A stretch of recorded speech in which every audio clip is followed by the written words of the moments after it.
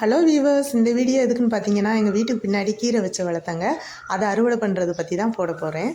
இப்போ இந்த வீடியோவில் நீங்கள் பார்க்குற மாதிரி எவ்வளோ அழகாக வளர்ந்துருக்கு பார்த்தீங்களா? எங்கள் வீட்டில் இருந்த வேஸ்ட்டு டப்பாவில் கொஞ்சம் ஆற்று மணல், அப்புறம் கரிசல் மண், எரு, அப்புறம் இந்த காய்கறி கழிவுகளை போட்டு அப்படியே டப்பாவில் வச்சுட்டாங்க.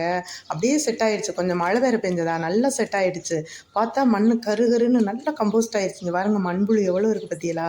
நான் என்ன பண்ணேன், இதில் ஏதாவது வளர்க்கலான்னு சொல்லிட்டு கீரை விதை வாங்கி கொண்டாந்து விதைச்சோன்னா இவ்வளோ முளைச்சிருக்குங்க. ஃபஸ்ட்டு வந்த கீரையெல்லாம் இப்போ அறுவடை பண்ணிடுறேன். அடுத்தடுத்து வரதெல்லாம் நான் அறுவடை பண்ணிக்கிறேன். இப்போ இந்த மண் கருப்பாக இருந்தாலே நல்லா கம்போஸ்ட் ஆகிருக்குன்னு அர்த்தங்க. வீட்டு தோட்டம் ஆரம்பிக்கிறவங்க கீரை வளர்ப்பை ஃபஸ்ட்டு ஸ்டார்ட் பண்ணுங்கள், சரிங்களா? இந்த கீரையை பாருங்கள், பறிக்கவே மனசு இல்லைங்க. ஆனால் இதுவே ரொம்ப லேட்டு.